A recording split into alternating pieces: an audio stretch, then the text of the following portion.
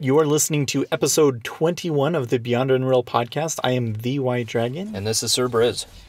Want to remind you that we do still have our Frag BU event every Friday night. It was a little sparse this week because it was Halloween. Yep. But every Friday at 8 p.m. Eastern Time, I'll be there. We take a lot of our footage from the podcast from there. All right, so it's been a week. Basically what happened was there was no build last week.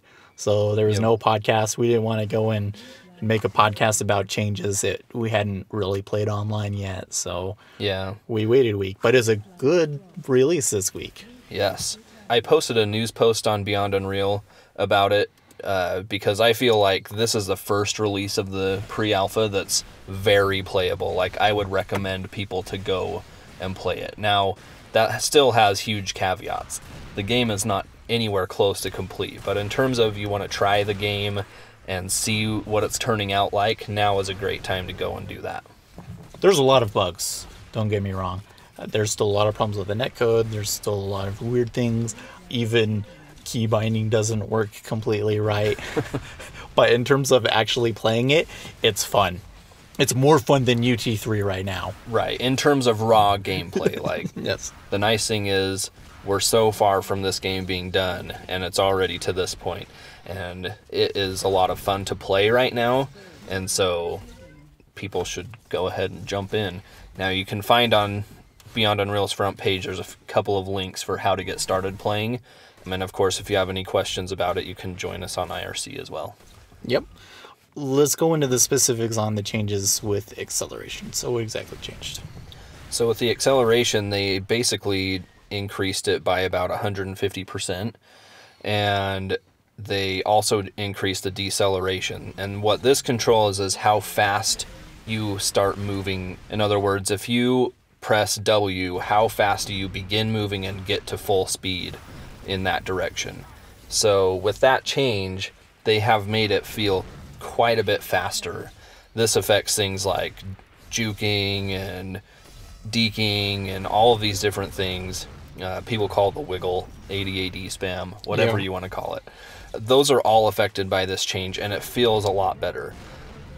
They did split falling acceleration out, so they can basically control how fast you change directions in the air versus how fast you change directions on the ground.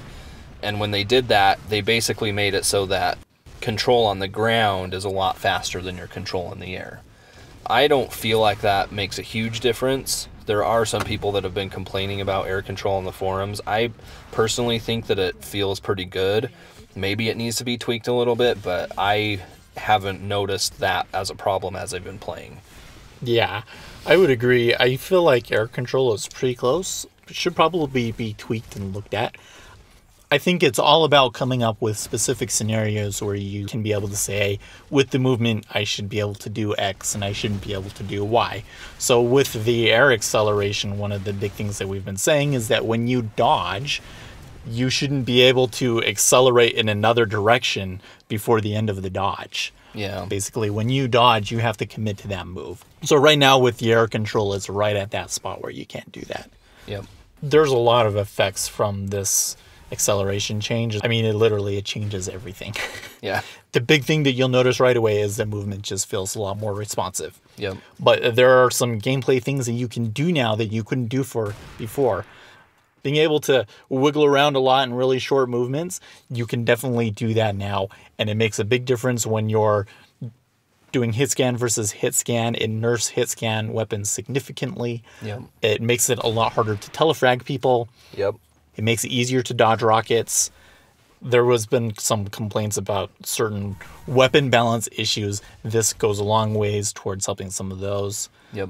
I can't even list all of the ways that it changes. You're just going to have to play and see. But it's a completely different game now that they've changed the acceleration. Yeah. And I want to add, we've been wanting this change from day one. Yep. I mean, I think the first 3 to 5 episodes of the podcast were, hey, you should increase the movement acceleration. Yeah, in fact, if you go back and look through some of the threads, the numbers that we were talking about originally were very close to the numbers that were actually implemented now. When people started talking about this change last week, we were like, well, duh. Well, duh. Because we've been saying that. I feel like for myself, I kind of just gave up on talking about it. And I was just like, well, it got to this point, so I'll just leave it alone for now. Well, I think the interesting thing about this was I don't think that Epic sat down and said, well, we shouldn't change the acceleration. In fact, when I was at the Epic playtest, basically what happened was I needed to go and get a drink of water. And Jim was like, oh, I'll show you where the kitchen is. So I go to the kitchen, and there's Steve Poolge. And so Steve Poolge and Jim start talking with me, and they basically double teamed me on the acceleration issue because I asked them about it. And they pretty much said, well, the reason we're not changing it right now, even though we feel like acceleration should be as high as possible, right now we don't want to do it because we're afraid that it's going to break the netcode. And in fact, it broke the netcode in UT99. If you go back and look at our original side strafing test that we posted way back at the beginning, in the UT99 one, you can actually see that the player is warping and moving further than he's supposed to because of this issue. Mm-hmm. So after that, we kind of said, well, okay, it doesn't sound like it's changing. We just kind of gave up. I think that was the wrong takeaway because Epic never said we're not going to change it. They just said not right now. So I think that just says, pay attention. Don't sit down and say, oh, because they're not changing something right now, I should just give up. Yep. It's a slow process, right? And there's no part of the game that's set in stone, and it's always worth going back and looking at these things.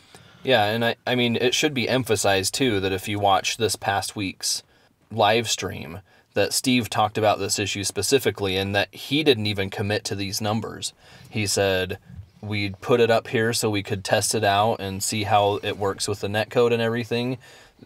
For all we know, the numbers will have to go back down. We just don't know the answer to that right now. Mm-hmm. But this does give us an opportunity to test them at the higher numbers. And really, we should take advantage of that opportunity because it does feel a lot better.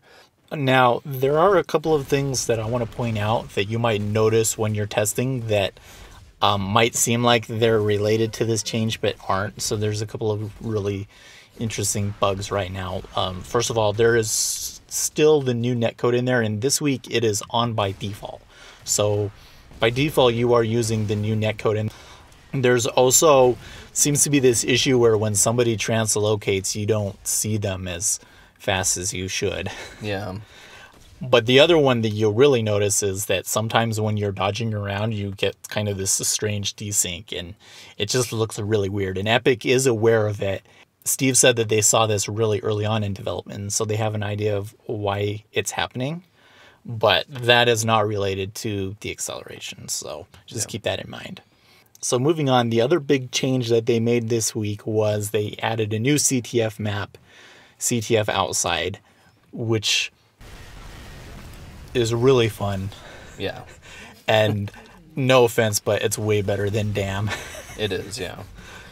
It's just laid out better, and it's just a really fun map to play. Now, there definitely are some layout issues with it, and there's some item placement that I would probably move if it were me, but overall, I mean, the placement of the U damage, I think, is awesome.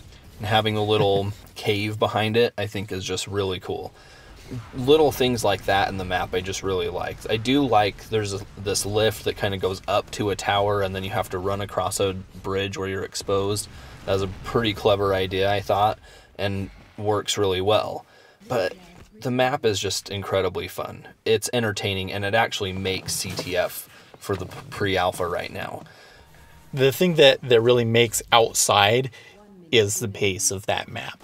So the way that it's laid out where the flag is, it is very, very easy to grab the flag. And not only that, but there's this huge downward slope coming right off of the flag. So you can literally do 2 hammer jumps and be in the middle of the map in like a second or 2.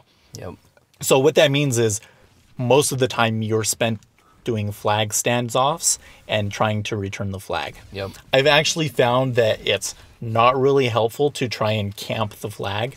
Granted, you really can kill people with shot combos on it, but you don't want to sit back by the minigun and the rockets and try and kill people from that direction because they'll get away from you too quickly. It's better to sit over by the shock area and try and kill them when they're coming down towards you. And then instead of trying to chase them, it's just always go to the center, because in the center area, there's a bridge, and that bridge basically gives you control over all 3 entrances into the base. Yep. So you can pretty much cut off any flag carrier and have high ground on them every time. Yep. Now, that doesn't mean that it's like a guaranteed flag return, because you have teammates, and there's some interesting dynamics that play in there, but there's probably not really a huge problem with it, but I think that it would be nice if there was a way to do something on the other side, on the bottom. Right now, you basically have your left that you can go up. And when you go up to the left, you have 3 choices of where to go, but 2 of them involve doubling back and exposing yourself in the center for even longer. So in my experience, most people will head straight for the lift, but that then leaves you exposed up on the bridge. Yep. So capability to return the flag in the middle is actually really good, but I think it would be nice to have something on that right-hand side that you could do, even if it was something where you actually had to display some skill to do something like hit a jump pad and then wall dodge in order to get somewhere or something like that, where it's not a guaranteed thing, but it does give you a slight advantage on that side. I wouldn't mind seeing the lift moved to the other side so that it comes up in that keep area and still have the exposed bridge, because that basically, if you're looking at the enemy base, that whole right side basically doesn't get used at all. Yeah. The big thing with this map is that it's super intense. I mean, when I was playing it 5-on-5, it was ridiculous how constant the intensity was in the level, and I really enjoyed it. And for me, it kind of made that halftime period more interesting, because for 10 full minutes I was going, and then I had a few seconds to be like, okay, to catch my breath, and then it was 10 more minutes of going. And from that angle, I can kind of empathize with the idea of a halftime. Now, I don't think halftime's been fully fleshed out in terms of how it affects the game, but I can see in this one instance that there is a little bit of usefulness there. Yeah. Well, it is nice to have a break, but I still hate halftime. All right. So the other thing I want to say about this is that I do feel that Outside kind of shows some of the things that didn't work in Dam. And I think one of the things that really bothers me about Dam right now is that the actual flag room area just isn't fun to play in. Yeah. There's not really a whole lot of room for attackers to really play around. There's those ramps by the flag that you can play around with a little bit, but you can't have a prolonged battle in there at all. And I think that that's something that really takes away from that map. On the other side, Outside is just so fast, and it shows you how fast and intense the gameplay can actually be in this game now. Mm-hmm. You have a really, really powerful long throw translocator combined with high acceleration and quick movement speed. It creates a game pace that is way above what it was in the past games, in my opinion. Yep, I totally agree with that. So, I mean, on Dam, part of the issue is that the bases themselves aren't terribly fun to play in. There's kind of that one room on the other side of the flag room that is kind of interesting and fun to play in, but all the hallways and everything, and it's kind of, the bases are kind of confusing. I just think that causes an issue with how the bases play. Well, Outside doesn't have that problem. Outside is very readable, and it's easy to know which directions you can go and how to get out of the base. Yeah, exactly.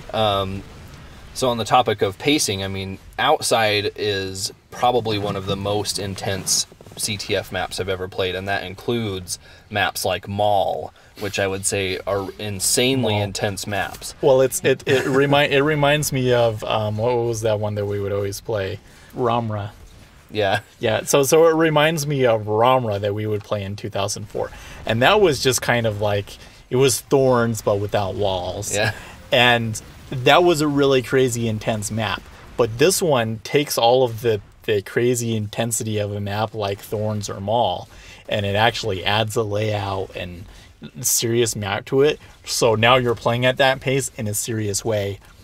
It's really, it changes the whole game. Yeah. it is a great map, even in the state that it's in right now. I mean, if they didn't make any changes to it at all, I would still call it a great CTF map. Mm-hmm. Okay, so there's a couple of things going on in the community that we want to let you know are going on. The first one is that the HUD thread is still going on, and there's now a part 2. Yep. Yeah, so they basically, in the first thread, they had everybody submit a whole bunch of concepts and things, and then they took all the concepts that they liked into a meeting at Epic, and they talked out a bunch of issues with all the different things that they liked, and then they posted a wiki article that outlined all of the things that they liked and disliked about different HUDs, and started a new thread that had all the ideas posted at the top, and everybody started over again. I think this was super helpful. So the community got a ton of really good feedback right in the middle of the process, and I think that it's led to the HUD becoming something more cohesive to what everybody would like. Yeah. People are really honing in on what everybody likes about this and that, and in the end, we're going to end up with a HUD that's very configurable and easily themable, and it just depends on what you want it to look like. It'll be easy to change the style of it. Yep. Have multiple HUD choices. But then that is ongoing, and it's actually to the point now where we could really start putting it in game. In fact, Joe said that, but he's not going to be getting to it for a little while yet. So if, and you know, you're free, that might be something to go to, because we could start iterating with it in game. So the other one that I want to point out is that Gooba made a really good rocket launcher.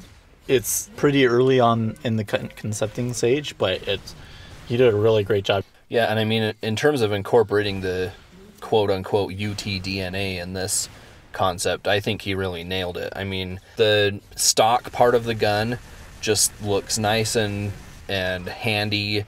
And it incorporates a lot of the feeling of the original UT rocket launcher. On the latest concept, the length of the barrels is really good. The detail in the barrels is really good. It really looks like a distinct rocket launcher that incorporated a lot of the DNA of the series. Mm-hmm. Yeah, so we kind of try to be a little bit careful about what concepts and stuff we talk about, because there's a lot of concepts and we want to give everybody equal attention. But this is probably going to be the one that's chosen for the rocket launcher, and so we just wanted to alert you to that. All right, so going back to the acceleration change, the past 2 weeks has been a lot of refinement, a lot of changes. They've done some graphical changes and making performance a little bit better in some places, but they're still going to get back to the movement. So I wanted to revisit some of the movement topics that we've had in the past. Where's movement standing? Which open questions do you still have that you think we should focus on? So the kind of my hot buttons on movement still are the dodge landing speed factor and the dodge reset time. With single tap dodge, I just feel like the dodge reset time is really slow, and it feels like it takes forever before you can dodge again. Right now, I think that the reset time is 0.35. I would really like to see it come down to 0.25. On the dodge landing speed factor, that's how fast you're moving when you land from a dodge. I feel like that it takes away too much of your movement speed. I believe right now it's at 0.2. I don't think that it should be as high as the roll is right now, which I think is at 0.5, but somewhere between 0.2 and 0.5. Yeah. I just think that it needs to be increased. Yeah. Now, do you know what those values were in past games? I believe that the landing speed factor was 0.1 in UT3 and 0.2 in 2K4. One of the things is that the landing speed factor doesn't matter as much now that acceleration is so high. Yeah. And that affects roll. So that's one of the hot buttons for me right now is the roll. I do think that roll has a place. I don't think it's going to be something that's going to be used a ton. I've noticed that in CTF-Outside, when it's just balls to the wall excitement, rolling just doesn't really work. And doesn't really happen. Yeah, it doesn't really happen. On face, I see people roll quite a bit. But I've actually noticed that when people are rolling around a lot, that new players don't like it. Yeah. And I don't think it's necessarily that it creates any kind of gameplay situation that they can't deal with or anything. It just looks really, really weird. Yeah, it does. And part of that was that they decreased the hitbox so much when you're rolling that you almost turn into Samus when you do it. Yeah. So the animation at least needs to be changed, or maybe it shouldn't be a roll. Maybe it should just be a slide. Yeah. But Well, and from your perspective, there's no functional difference between a roll and a slide. So, I found that when people do roll, that it's just kind of confusing. And I feel like there's just so many animations going on when people are moving around that it makes it almost distracting to fighting somebody to see them it's animating like so much. visual clarity of animations. For example, one of the things that happens when somebody jumps into a wall, even if they don't slide on it, their character kind of tilts to the wall and puts their hand on it a little bit, and it just looks goofy. It's just distracting to me. Maybe it'll grow on me as I play more, but right now as I play, when people do stuff like that, I'm like, it's just so distracting to me. Yeah. Well, and I understand that none of the animations are final, but those animations probably need to be tweaked.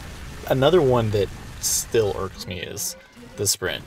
So I know we've talked a lot about sprint, but hear me out. So when I was at the Epic playtest, I also brought up the sprint, and they basically told me that my argument on the sprint was stupid.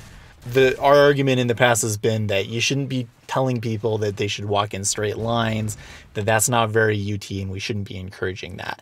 And their response was, well, if you don't find it particularly useful, that's fine, because it's not really affecting you.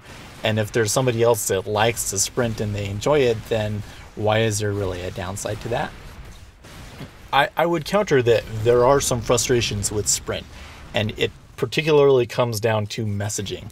So when I am sprinting, there isn't any clear indication of when the sprint starts. There's kind of this breathing sound that kind of fades in, but you don't actually know when I've ran long enough for it to actually trigger. You don't actually know when you've lost it. So that you can do certain things that will slow you down in the sprint, but you won't actually lose the sprint. And I find it really hard to tell where that line is, like how much I can actually look around before I've lost the sprint. And because there's no sound or clear indication that it happens, I've never really been able to learn it in a way that it could be used to its fullest extent. I can't sit down and say, okay, I know that I have enough time to get sprinting, and so I'll do it here. Right, so just to clarify, sprint right now has a ramp-up time before it even initiates sprinting, and then it has a ramp-up time to where you're sprinting at the maximum speed that you can sprint. It is really confusing to know when you actually have to use the ramp-up time, because there are situations where you've already fulfilled the ramp-up time, but you are not sprinting because you're doing something else, and when you start running in a straight line again, you will immediately begin sprinting. But there's also situations where you fulfilled the ramp-up time and you've done something that causes you to have to also fulfill the ramp-up time again. So it's confusing to know when you've done one or the other thing and whether you're going to immediately start sprinting or not. Just the messaging on knowing when you're sprinting is really confusing right now. Yeah, we've complained about sprint in the past for a variety of different reasons. Well, I don't think that they're going to get rid of sprint at this point. There's enough people out there that like sprint and disagree with me that I'm going to have to admit that there's probably a place for it somewhere in the game. And so my response to that is if it's going to be in the game, it has to be messaged correctly. There's still problems with it, and let's fix the problems with sprint. Right, so, I mean, you can't really tell when someone else is sprinting. Are they moving faster than you're moving, or are they not moving faster than you're moving? There's no way to tell. No indication.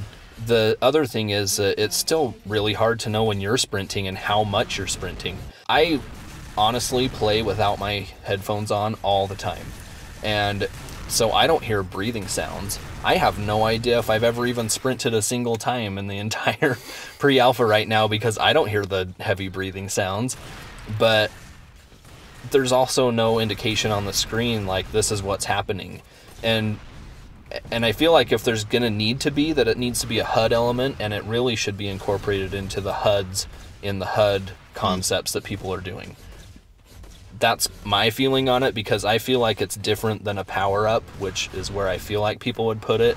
But where's the room for that on the HUD? I don't know. Well, if there was some sort of a bar on the HUD that showed you as you walk, the bar increases, and then when you actually go into this sprint, it changes color and you know you're in sprint. And then when you lose a sprint, it goes back down. And as you slow down and speed up, that changes so that you know what's actually going on. In terms of seeing other people sprint, in the Unreal Tournament 2003 with the adrenaline, there was the speed combo. And when people were using the speed combo, their feet would leave this trail behind them. Mm-hmm. So there's definitely some effects that you could do to other players to show that they are sprinting. Yeah, but I guess the point is that if sprint's going to stay, then it needs to have better messaging. These are some ideas. There's probably a million other ideas on how to improve the messaging. Yeah. And I do want to add that it is kind of splitting hairs. I mean, honestly, in CTF-Outside, you're not going to sprint. I'm sorry. You're just not. There's never any time to do something like that. It's too fast. And it's probably going to be something that will be more useful, like Onslaught, much further down the line. Yeah. So the last thing that I want to talk about is boosting mechanics. So I'm talking about impact hammer jumps, rocket jumps, and possibly even team boosting. So I think that these values all need to be looked at. I think impact hammer jumping is close, but I still have some issues with the different levels of the impact hammer jump. I know that we talked a lot about this at the playtest, where some users found it really annoying to do the short jump versus the long jump. And again, this is a messaging problem, right? It's really hard to know what point of charging the impact hammer gives you what kind of boost. But going on to some of the other ones, rockets, for instance, you can rocket jump right now, and it's really, really powerful. Yeah. So you can rocket jump from jump pad to jump pad in CTF Dam, for instance. The amount of distance that you can get rocket jumping in Outside is pretty significant and might need to be toned down a little bit. Yeah, and this is something that Jim Brown brought up a while back, was that rocket boosting and impact boosting have different levels and they do different amounts of damage, so it's different risk versus reward, but it right now is ridiculously powerful. Now, it's early days on those, and I don't know exactly where they're going to go. What this comes down to is that they really haven't spent that much time fine-tweaking the values on this. Yeah. How much momentum it actually gives you on the rocket launcher, how much momentum it actually gives you on the impact hammer. Now, they have done it a little bit on the impact hammer because you have to out of necessity. Like deck. There are parts of deck that don't work without the impact hammer. As it stands right now, the risk is really high. So if you're just spawned, you're not going to rocket jump. But if you're stacked, then it becomes really, really powerful, and you can do some things that kind of almost break maps in some instances.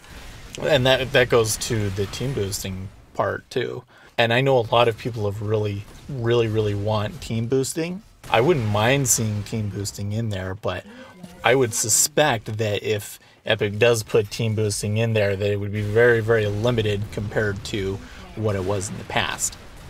Yeah, and I feel like team boosting is a more important mechanic in Instagib, because especially Instagib CTF, because you don't have a lot of options for how to get past people that have gun that kills you in one shot. And so team boosting adds another dimension to getting you to different places, and so that's a game type where I can definitely see the usefulness. In the regular game, I'm still split on it. I wouldn't mind seeing some kind of team boosting, but it would have to be, and it likely would be, significantly toned down from where it was in UT. I mean, right. In UT, you essentially could break every map with team boosting. And that's the question. I mean, what does Epic think about it? And since they removed it, I'm guessing they didn't particularly care for it, so maybe it won't come back. I don't know. That's a possibility. But again, I wouldn't be opposed to there being some forms of team boosting, but in terms of how powerful it was, I'm not sure that it would be as powerful as people who want team boosting. Yeah. Well, I really like mechanics that require two teammates together to accomplish. And in the game right now, there's not necessarily a lot of those. So the link gun is a really good example of that. And I would love to see something that's like the link gun, but provides even more tactical opportunities. Team boosting is one of those things. The question is just, can you implement team boosting without bringing along some other problems? With team boosting, CTF-Outside is a completely different map, and maybe some of that pace and some of the things that we like about that map right now might not be there if we implemented really strong team boosting. So, all right, so that's all we have for this week. As always, like and subscribe to our channel. Join us for FragBU every week at 8 p.m. Eastern Time on the FragBU mothership, and we'll see you next week.